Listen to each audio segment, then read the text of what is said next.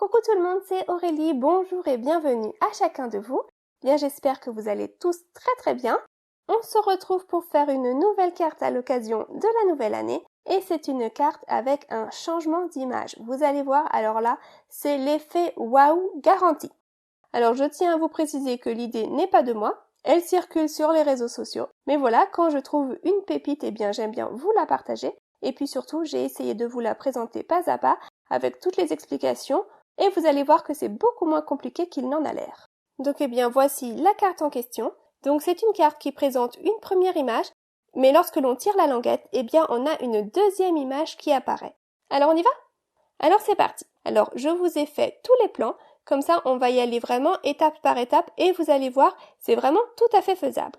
Alors pour commencer, je vous ai déjà fait un premier plan. Donc là, on va déjà s'occuper de la première image. Donc j'ai mon panneau de 10,5 x 15 et au milieu, j'ai un rectangle de 5,5 x 6 cm. Donc voilà ce que j'obtiens une fois tracé sur mon panneau. J'ai donc un rectangle qui fait 6,5 x 5,5 et qui est à 4 cm et demi du haut et du bas de mon panneau et qui a 2 cm et demi de chaque côté au centre. Vous voyez? Donc voilà, vous avez toutes les mesures et vous pouvez donc reproduire ça chez vous, donc sur un panneau de 10,5 x 15 cm. Donc ça, c'est la première étape. Il faut déjà se faire le cadre pour savoir où positionner son image. Une fois que ça c'est fait, eh bien, on sait donc où venir dessiner son image. Alors moi, j'ai fait un petit tamponnage et j'ai fait que tout soit sur la même couche.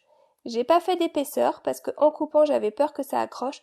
Donc tout est d'une seule couche. Donc j'ai utilisé la technique du masquage pour faire mon fond et mon petit personnage. Donc j'ai fait ça hors écran pour gagner du temps. Et puis voilà, vous à la maison, vous adaptez ça bien sûr avec l'image qui vous plaira. Donc ça c'est pour la première étape. Ensuite, eh bien notre image, il va falloir qu'on vienne la séparer en bandes. Et donc on va obtenir 4 bandes d'1,5 cm de hauteur. Voilà. Et puis de chaque côté de l'image, on va venir tracer un trait qui soit situé à 1 cm de chaque côté de l'image. Vous voyez? Donc là, je vous ai montré ça sur le schéma. Donc allez, on y va, on le fait ensemble. Donc je prends mon image et je viens repérer tous les 1 cm et demi. Et comme ça, je vais pouvoir venir me tracer donc les 4 bandes d'1,5 cm. Comme au total ça fait 6 cm, eh bien on a donc 4 bandes de 1,5 cm. Alors là, vous voyez, je les ai tracées sans appuyer du tout sur mon crayon, parce que j'ai pas envie que ça se voie par la suite. Donc c'est pour ça que je vous avais tout montré dans un schéma au départ, parce que là sur mon panneau, eh bien je vais tracer ça de façon assez légère, et donc ça se verra pas forcément très bien à l'écran. Donc voilà, j'ai fait mes 4 bandes, et puis de chaque côté de l'image, j'ai également tracé une bande à 1 cm de chaque côté de l'image. Et une fois que ça c'est fait, eh bien on va pouvoir venir tracer ce que j'ai tracé là en rouge sur le schéma. On va faire des diagonales qui partent des bandes des côtés vers l'image, vous voyez? Donc tout ce qui est tracé en rouge là, c'est ce qui sera découpé par la suite. Donc là à gauche également, vous avez vu, il y a un trait rouge sur la gauche. Donc eh bien on y va, je prends mon crayon et ma règle et je viens tracer toute cette petite bande diagonale, la bande à gauche également. Voilà, vous voyez, c'est vraiment pas compliqué quand on y va étape par étape. Donc là, ça y est, c'est tracé. Donc je vous remontre sur le schéma, voilà ce que j'obtiens. Voilà les bandes que je vais devoir découper. Donc j'ai 5 bandes à découper et j'ai également la bande qui est sur la gauche. Donc je mets un petit support par-dessous et je viens prendre un cutter et je vais aller tranquillement découper ça. Alors mon cutter, il n'était pas très bien aiguisé, j'y suis allée plein de fois pour pouvoir couper. Voilà, ça y est, c'est coupé. Puis j'ai décidé que c'était plus facile de continuer au ciseau, en tout cas pour ces bandes-ci. Une fois que la première bande à gauche est découpée, ça se découpe facilement au ciseau. Et puis voilà pourquoi j'avais pas beaucoup appuyé tout à l'heure, parce qu'ensuite il faut gommer pour effacer les traits. Voilà. Donc voilà mon résultat. Vous voyez là, mon image, elle est complètement découpée. Ça fait un peu peur au départ de découper son image, quand on y a passé du temps. Mais bon, ne vous inquiétez pas, allez-y, coupez, foncez, n'ayez pas peur, le résultat en vaut la peine. Alors maintenant pour la deuxième image, eh bien vous allez prendre un panneau plus petit. Votre deuxième panneau, il va faire 11 cm x 8 cm et demi. Donc 8,5 de large et 11 cm de hauteur. Et on va également tracer un rectangle qui fait toujours 6 x 5 cm et demi. C'est la même taille, simplement on va le tracer à 1 cm du bas, 4 cm du haut et à 1 cm et demi de chaque côté. Donc là encore, je vous ai fait le schéma. Et puis voilà, j'ai été tracer mon rectangle donc sur un panneau qui fait 8,5 x 11 cm. Donc sur ce panneau-là, j'ai décidé de ne pas mettre une deuxième image, mais de mettre une salutation. Donc j'ai choisi ce mot-là qui dit bonne année. Et il rentre parfaitement à l'intérieur de mon rectangle. Donc là, c'est vraiment super. Je mets ça en place dans mon Stampin' et je prends mon encre brillance dorée. Alors, j'ai pas envie de faire une salutation qui soit seulement dorée, mais j'ai envie de faire une petite ombre dorée derrière ma salutation. Donc, je commence déjà par tamponner ça en doré.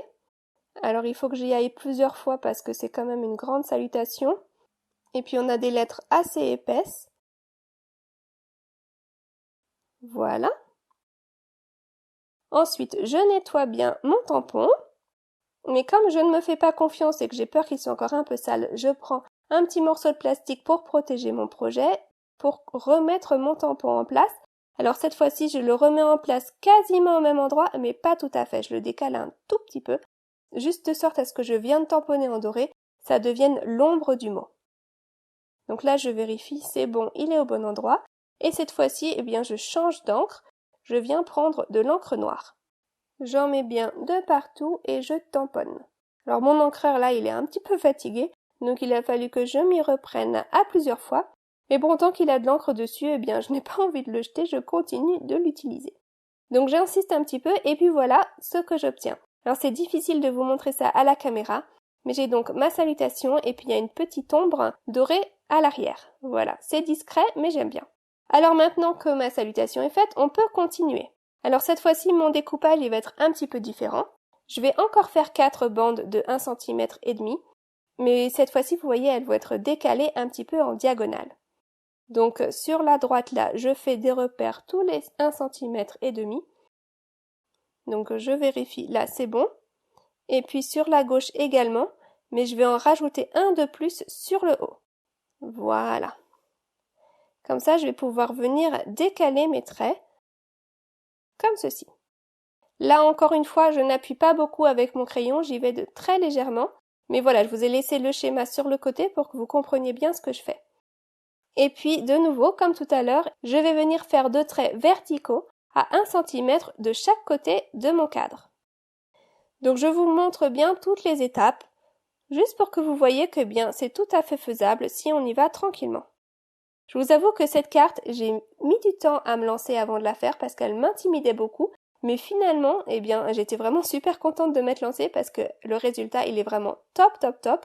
Et puis au final, c'est pas si compliqué que ça. Mais voilà, je voulais pas vous intimider vous non plus, donc c'est pour ça, on y va étape par étape, on prend son temps. Et donc là, comme tout à l'heure, eh bien, je viens faire des diagonales sur les côtés en m'aidant des traits que je viens de tracer. Je vous laisse voir comment on les trace. Voilà. Donc vous voyez là, mes traits rouges, ce sont donc les traits que je vais devoir venir découper au cutter. Et cette fois-ci, il n'y en a que 4. Tout à l'heure, j'en avais 5. Je vous remontre là. J'en avais 5 et j'avais le trait extérieur également. Là, j'en ai que 4 et je n'ai pas de trait sur les côtés à couper. Voilà. Juste pour que ce soit clair, le découpage est différent de tout à l'heure. Alors j'y vais, je reprends mon cutter. Alors là, c'était un peu laborieux. Entre-temps, j'ai changé la lame et j'ai pu finir ça sans souci. Voilà. Vous voyez, donc j'ai 4 traits qui sont découpés à l'intérieur, mais ils ne sont pas détachés. Les côtés ne sont pas découpés. Une fois que ça c'est fait, je viens gommer ça en faisant bien attention. Et voilà. Voilà ce que j'obtiens. Donc voilà mes 2 éléments. Et donc je vais pouvoir venir ouvrir mon élément bonne année et venir y insérer mes petites languettes de mon dessin à l'intérieur. Comme ceci. Et voilà. Et vous voyez que donc ça va venir s'insérer. Alors au début, il faut un petit peu jouer avec ce que vous avez. Allez-y tranquillement, faut pas tirer trop fort. Et voilà. Ça y est. Vous voyez qu'on a notre message qui apparaît? On a nos 2 éléments qui sont donc maintenant imbriqués l'un dans l'autre. Donc vous voyez que là, si je retourne mon panneau et que je prends l'élément de derrière et que je le remonte et que je le tire vers le haut, comme ceci, eh bien, ça va changer le dessin qui sera sur le devant, tout simplement. Et voilà. Alors vous vous doutez bien que le design n'est pas de moi, mais j'ai trouvé que c'était vraiment une petite pépite et je tenais à vous la présenter. Alors ensuite, je retourne mon panneau. Je mets bien le panneau de derrière tout en bas, le plus bas possible. Donc sur le devant, j'ai ma première image qui apparaît. Et donc je vais venir travailler là au dos et venir rajouter la languette. Donc pour ça, j'ai pris une bande de papier qui fait à peu près 4 cm de large. Je viens la plier en deux pour plus de rigidité. Et je viens donc la coller à l'intérieur avec du double face. Donc ça c'est juste pour doubler l'épaisseur du papier, voilà. Et donc ce sera ma languette que je vais venir coller au milieu du panneau. Donc sur le panneau de derrière, sur le plus petit des deux panneaux. Donc je prends mes repères pour savoir à peu près quelle taille va faire ma languette, quelle hauteur il faut qu'elle ait, voilà. Je redécoupe ça. Et comme d'habitude avec mes languettes, j'aime bien arrondir les coins. Je trouve que ça fait plus joli. Voilà.